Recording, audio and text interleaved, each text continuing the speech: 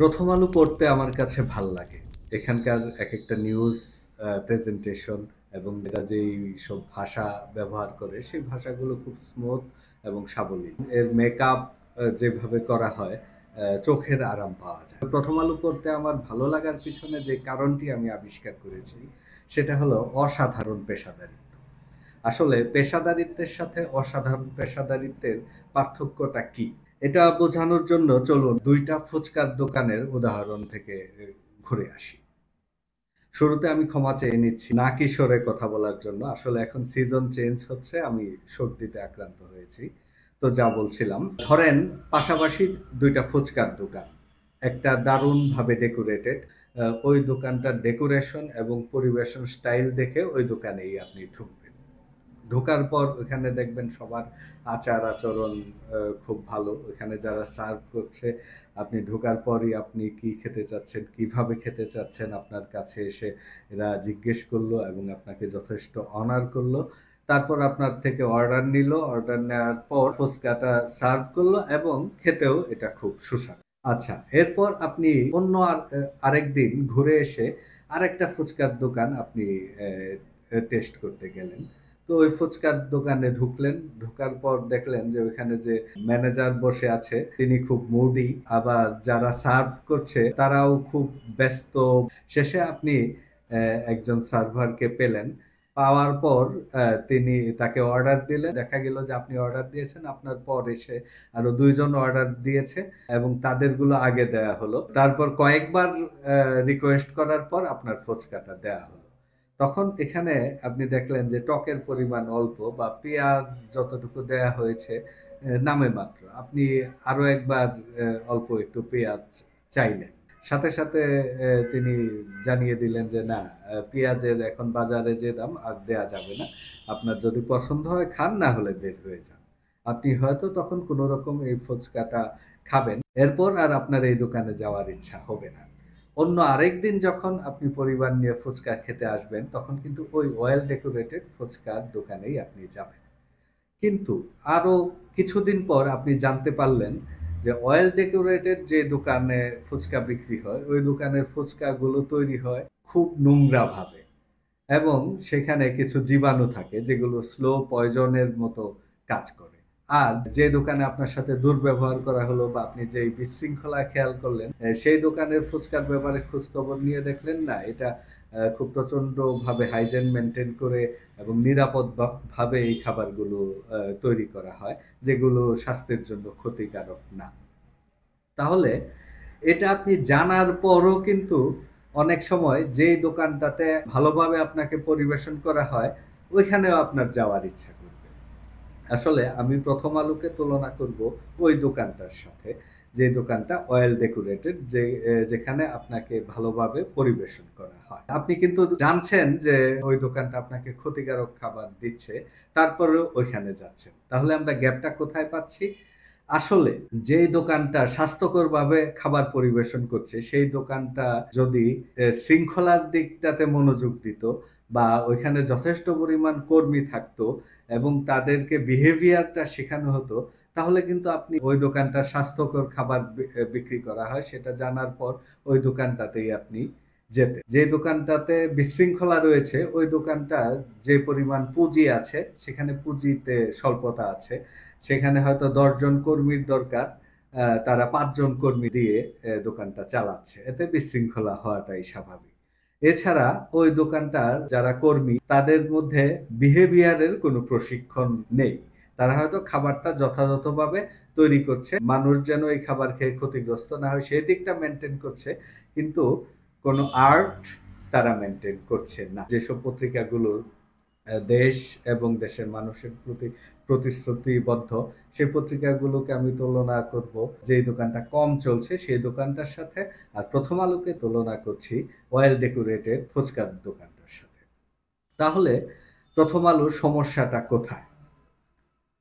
প্রথম আলো আসলে এখানে অসাধারণ পেশাদারিত্ব দেখাচ্ছে। অসাধারণ পেশাদারিত্ব বলতে আসলে আমরা ইতিবাচকভাবে দেখি, কিন্তু আমি এখানে নেতিবাচকভাবে বলতে চাচ্ছি। কারণ প্রথম আলো নির্ভর করে কিছুটা চাণক্য নীতির উপর। এরা মানবতার কথা বলে, কিন্তু কিছু, কিছু মানুষকে মানবাধিকারের বাইরে রাখতে চায়। মাওলানা জসিমউদ্দিন রহমানী সাহেব এবং মেজর জিয়া, এই দুইজন ব্যক্তিকে যেমনভাবে জঙ্গি হিসেবে প্রথম আলো ট্রিট করেছে, হ্যাঁ, এখানে আপনি বলতে পারেন যে এটা তো সরকার জঙ্গি হিসেবে তাদেরকে ট্রিট করেছে এবং এভাবে প্রকাশ করেছে, সেই কারণে প্রথম আলো জঙ্গি হিসেবে তাদেরকে প্রচার করেছে।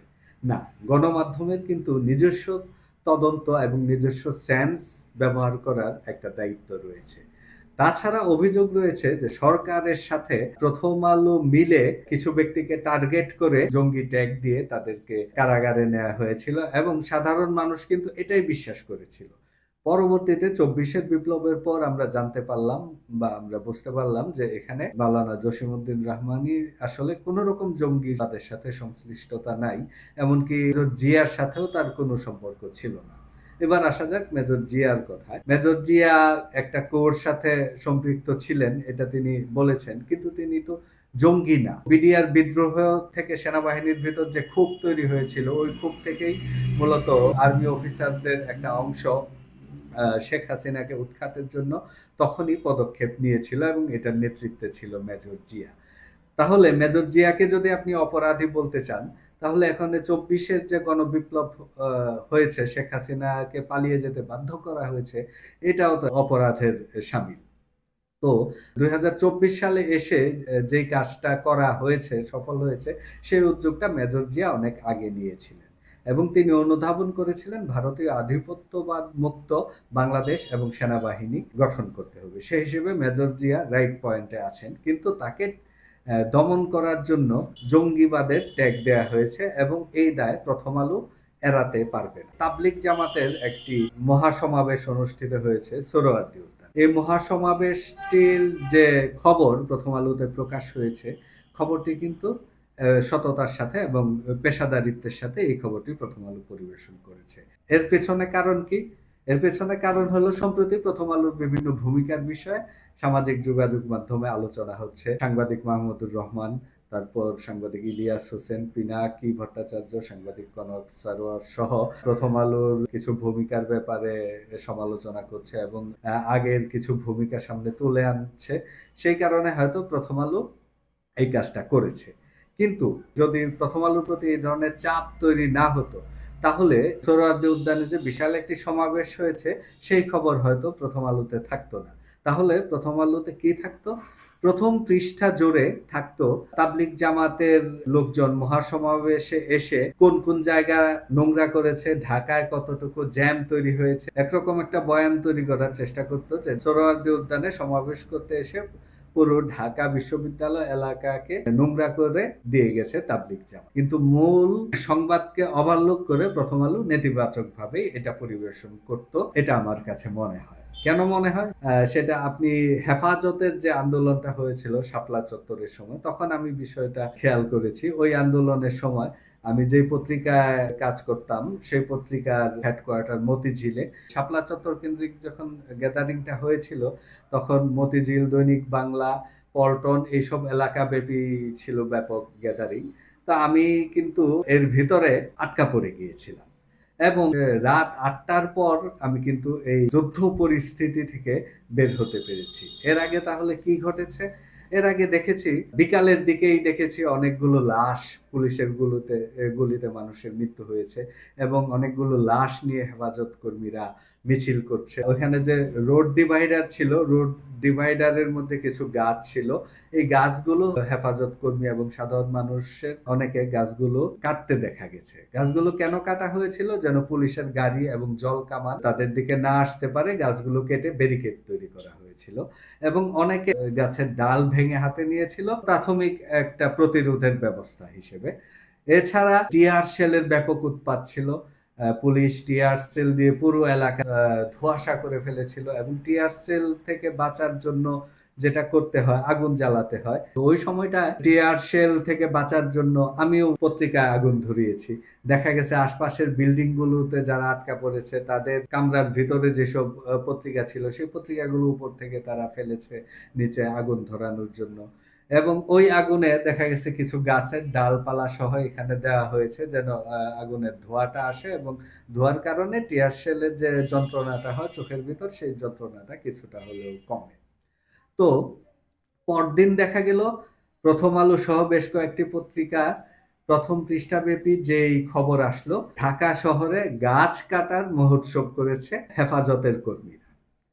তাহলে ওই দিনের পত্রিকাটা দেখে আমার কাছে মনে হয়েছে যে আসলে হেফাজত কর্মী এবং এতে ওই আন্দোলনে যারা অংশ নিয়েছিল তারা সবাই কোনো একটা বনে বসবাস করে এবং সেই বন থেকে ঢাকা শহরে হঠাৎ করে চলে এসেছে এবং তাদের একমাত্র উদ্দেশ্য ছিল ঢাকা শহরে যত গাছ আছে সব কেটে সাফ করে ফেলবে। হেফাজতে তখন যে গণহত্যা চালানো হয়েছিল সেই গণহত্যার ছিটে ফুটেও এখানে উল্লেখ করা হয়নি, বরং এটাকে সহিংসতা বলে পরিবেশন করা হয়েছে। তাহলে এই বিষয়গুলো তো অবশ্যই প্রশ্নের দাবি রাখে। এই বিষয়গুলো প্রথম আলো সবসময় করে আসছে। তারা আসলে একটা শ্রেণীর যে মানবাধিকার আছে সেটা তারা বিশ্বাস করে না এবং কিছু কিছু ক্ষেত্রে তারা খুব রিজার্ভ। সাম্প্রতিক সময়ে প্রথম আলোর বিষয়ে যে দুইটা প্ল্যাটফর্ম থেকে আলোচনা হচ্ছে, একটা প্ল্যাটফর্ম বলছে যে প্রথম আলোর এইসব জঘন্য বিষয়গুলো একটা সুরাহা হওয়া দরকার, আরেকটা প্ল্যাটফর্ম বলছে প্রথম আলো ভালো খবর পরিবেশন করে, হ্যাঁ তার টিকে থাকা দরকার, আমরা প্রথম আলোকে ভালোবাসি। আমি কিন্তু শুরুতেই বলেছি আমিও কিন্তু প্রথম আলোকে ভালোবাসি, কারণ প্রথম আলোর খবর পড়তে আমার ভালো লাগে। তাই বলে আমি যাকে ভালোবাসি, আমার প্রেমিকা যদি একটি খুন করে তাহলে সেই খুনের সমর্থন আমি করতে পারি না। আমি মনে করি প্রথম আলোর এই বিষয়গুলোর এখন সুরাহা হওয়া দরকার। আমি কোনো গণমাধ্যম বন্ধের পক্ষে কখনোই না, কিন্তু একটা সিদ্ধান্তে আসতে হবে এই ধরনের কাজের পিছনে যারা ছিল, সাধারণ মানুষের জীবনকে দুর্বিষহ করে দিয়েছে জঙ্গিবাদের কথা তুলে এবং এখনো অনেকে কারাগারে আছে ভুয়া জঙ্গিবাদের তকমা নিয়ে, তাদের আসলে অন্যায়টা কি? হ্যাঁ, একটা পত্রিকার এডিটোরিয়াল পলিসি থাকবে, কিন্তু পলিসির কারণে কখনো এই ধরনের অপরাধ করতে পারে না, সেটা অন্যায়। তাহলে এর বিকল্প কি? আসলে সত্যিকারের বিকল্প হলো প্রথম আলোর মতো করে আরেকটা আলো আমাদের তৈরি করতে হবে। প্রথম আলোর মতো করে না, প্রথম আলো যেই শক্তিটা রাখে, যেভাবে পরিবেশন করে, তেমন দক্ষতার সাথে আরেকটা সংবাদপত্র তৈরি করতে হবে। কিন্তু অবশ্যই খেয়াল রাখতে হবে সেটা যেন প্রথম আলোকে ফলো না করা হয়। আদতে কাউকে ফলো করে আপনি যদি একটা ফোর্স পিছন থেকে রান করেন, সেই ফোর্সটা বড় জোর গিয়ে যাকে ফলো করছেন তার পিঠে গিয়ে ধাক্কা দিতে পারে, কিন্তু তাকে কখনো ক্রস করে যেতে পারবে না। আপনার নিজস্ব চিন্তা এবং নিজস্ব এডিটোরিয়াল ভিউ থেকে আপনি পেশাদারিত্বের সাথে সংবাদপত্র আপনারা তৈরি করতে পারেন। হ্যাঁ, অবশ্যই এর জন্য দরকার বড় বিনিয়োগ। বাংলাদেশে বড় ব্যবসায়ীদের তো অভাব নেই, তারা কেন আসছে না এইরকম শক্তিশালী একটা প্ল্যাটফর্ম তৈরি করতে? তো আমি আমার দেশের কথাই বলবো। আমার দেশের সম্পাদক মাহমুদুর রহমান, তিনি একজন সৎ সাংবাদিক, সৎ সম্পাদক। আমার দেশে এখন নতুন করে বাজারে আসছে, তবে এই পত্রিকাটির বিনিয়োগ সংকট রয়েছে। বিনিয়োগ সংকট যদিও সমাধান করা যায়, তারপরেও এই পত্রিকাটির আরেকটা সংকট থাকবে, যেটা হতে পারে পেশাদারিত্বের অভাব। হয়তো আমাদের সামনে আসবে ভালোভাবেই এবং সলিড খবরটা পাঠকের সামনে তুলে ধরবে, কিন্তু সেই খবরটা পরিবেশন হয়তো তেমন ভালোভাবে করা হবে না, কারণ এতে যে লোকবল নিয়োগ করা হবে সেই লোকবল পরিবেশনের ব্যাপারে তেমন ভাবে হয়তো দক্ষ না। তাহলে এটা আমি আগাম কিভাবে বলে দিচ্ছি। আমার ইচ্ছা আছে আমার দেশ নিয়ে আমি অন্য আরেকটি এপিসোড করব, সেটাতে আমি এটা বিস্তারিত ব্যাখ্যা করব। কিন্তু কোনোভাবে আপনারা ভুল বুঝবেন না যে আমি আমার দেশ খারাপ ভাবে আসুক সেটা আমি চাই। আমি কেন বলেছি যে আমার দেশ হয়তো খুব ভালোভাবে পরিবেশন করার ক্ষমতা নিয়ে হয়তো আসতে পারবে না, সেটার ব্যাখ্যা এখানে দিব এবং আমার দেশের প্রতি ভালোবাসা রেখেই সেটা দিব। ধন্যবাদ সবাইকে।